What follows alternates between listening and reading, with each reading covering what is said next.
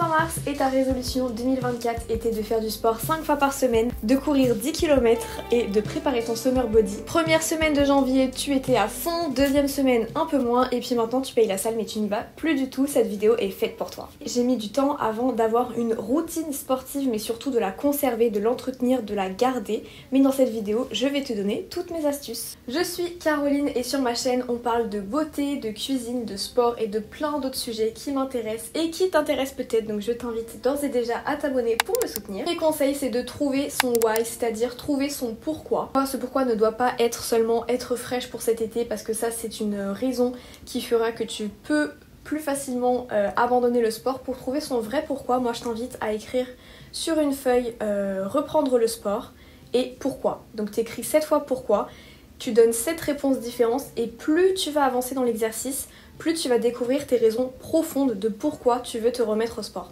Donc moi je vais vous donner quelques exemples de mes pourquoi. Le premier pourquoi c'est être bien dans mon corps. Ensuite vivre le plus longtemps possible en bonne santé, c'est un pourquoi qui est très important pour moi depuis vraiment très longtemps je pense. Je souhaite vivre longtemps et en bonne santé donc je me renseigne énormément à ce sujet. Profiter de chacune des activités sans les subir, c'est-à-dire que si une copine me propose une rando je peux la faire, si on me propose un cours de natation intense je pourrais le faire, enfin du moins je serais pas limitée dans mes mouvements ou quoi que ce soit et ça apporte quand même une certaine liberté. Et en vrai je vous avoue un de mes pourquoi c'est aussi d'être fraîche cet été, voilà je suis comme tout le monde. Définir tes pourquoi ça va permettre chaque jour de te rappeler tes motivations, tes ambitions et ça va t'aider à te visualiser dans ton parcours pour être la personne sportive que tu souhaites être. Le deuxième conseil c'est de s'entourer des bonnes personnes, donc pour ça je t'invite à suivre des comptes sur les réseaux sociaux qui t'inspirent, des comptes de sport qui sont inspirants.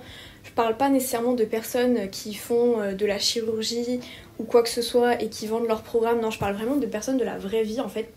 Peut-être même pas des gens qui ont beaucoup d'abonnés, mais juste des gens où t'as un bon feeling, ils arrivent à te motiver à travers leurs posts, etc. Donc moi je suis quand même pas mal de comptes sportifs pour ça. C'est vrai que c'est un bon outil, ça me motive. Et en plus souvent c'est aussi des comptes qui partagent des idées de recettes, etc. Donc vraiment j'adore le lifestyle de ces comptes. Surtout pas par contre des comptes qui sont culpabilisateurs, je te parlais tout à l'heure, des chirurgies, etc. Mais vraiment des comptes qui te font du bien. Aussi, je sais pas si vous voyez derrière moi, mais la petite guirlande, il s'agit de mon vision board. Donc dessus, j'ai mis des photos de personnes qui courent parce que j'ai pour objectif de courir 10 km cette année. Des personnes qui font du yoga, de personnes qui font du fitness. Enfin bref, c'est vraiment un outil de visualisation qui peut aussi t'aider à te rapprocher de tes objectifs sportifs. Et quand je parle aussi de bien s'entourer, je parle aussi de personnes réelles, on va dire de la vraie vie. C'est-à-dire ça peut être aller faire ton sport avec une copine, ta tante, ta cousine.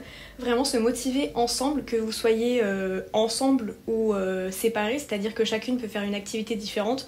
L'une peut aller courir, l'autre aller faire une séance de fitness. Mais ce qui compte c'est que chaque jour vous ayez ce petit message en mode... j'ai bien fait ma séance, est-ce que toi tu l'as fait? Oui je l'ai fait, on est trop forte. Enfin vraiment des messages d'encouragement, ça va vraiment vous mettre sur une bonne dynamique. D'ailleurs dites-moi si vous avez un partenaire de salle de sport ou bien de course, enfin vraiment quelqu'un avec qui vous vous motivez. Le troisième c'est discipline et se créer des bonnes habitudes. Bouger 30 minutes par jour c'est devenu mon non-negotiable habit, c'est-à-dire mon habitude non négociable. C'est quelque chose que j'essaye de faire et que je fais chaque jour, que ce soit pour aller au travail en marchant, 30 minutes de yoga, 30 minutes de séance de sport ou bien aller courir, c'est vraiment quelque chose que j'essaye d'instaurer dans ma vie.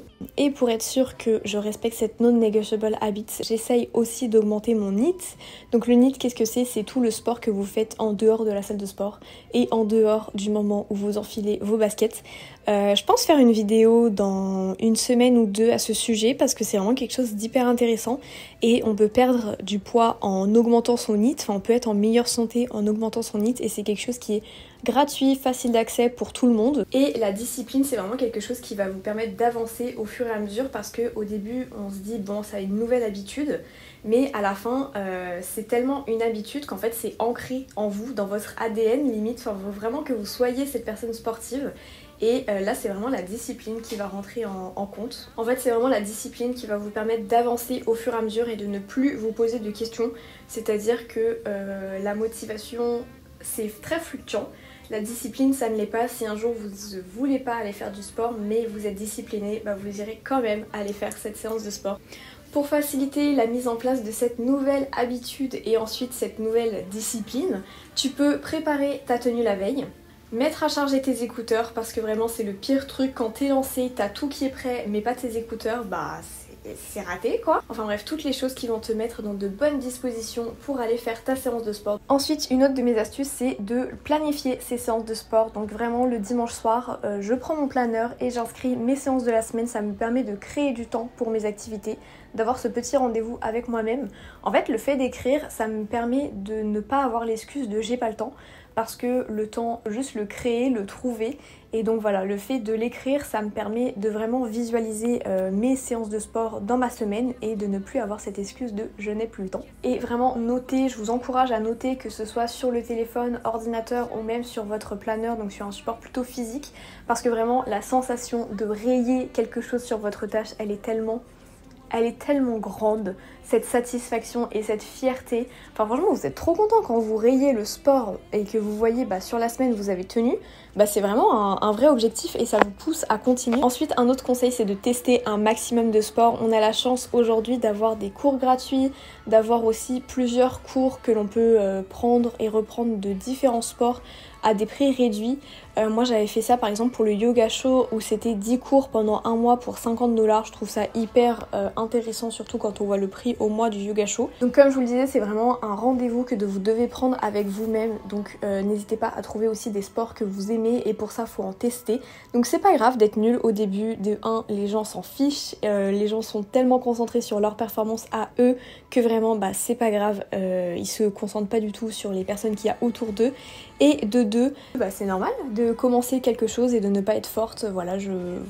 Dans quelle que soit la chose que l'on commence, on commence toujours en étant pas très doué et puis après on évolue, on progresse. Donc bref, tout ça pour dire qu'il ne faut pas avoir peur d'être nul ni avoir peur d'échouer. Et vraiment ce qui est important, c'est de se concentrer sur le progrès et pas sur la performance, notamment si vous commencez. En fait la performance, tout le monde s'en fiche, ce qui compte c'est vraiment le progrès. Et comme tout dans la vie, il faut d'abord apprendre avant de devenir un expert. Un autre de mes conseils, c'est de préparer ces séances à l'avance. Vous décidez d'aller à la salle ou bien de vous entraîner seul pour aller courir ou même à la maison faire une séance de fitness. Vraiment, je vous encourage à la préparer en avance. Soit vous suivez un programme et là vous savez exactement ce que vous allez faire pendant votre séance. Soit si vous allez courir, préparer un petit parcours avec des exercices éventuels. Ça peut être par exemple si vous allez à la salle, quelle partie du corps vous allez travailler, quelle machine vous allez utiliser, comment est-ce qu'elle fonctionne et combien de reps vous pouvez faire. Enfin bref, combien de temps. C'est des questions qui sont multiples, mais c'est des choses qui sont vraiment nécessaires. Surtout moi je vois beaucoup de gars, enfin c'est principalement des gars à chaque fois, mais qui viennent à la salle pendant 2 heures et qui entre chaque mouvement passent un quart d'heure sur leur téléphone et ça pour moi c'est vraiment une perte de temps mais ultime. Je préfère 1000 fois faire 40-30 minutes de sport sans m'arrêter et juste je fais mon sport, je suis mon programme, plutôt que passer 2 heures à la salle pour au final avoir fait le même nombre d'exercices que ce que j'aurais pu faire en 40 minutes. Pour vous alléger la charge mentale, surtout si vous êtes débutant, je vous encourage à suivre un programme. Donc comme je le disais, vraiment en fait le programme de sport, ça va vraiment vous permettre de ne pas vous poser de questions, d'avancer aussi dans les bonnes directions parce que vous aurez quand même l'œil d'un professionnel ou du moins la voix si vous choisissez de prendre des cours sur YouTube, mais au moins vous savez ce que vous faites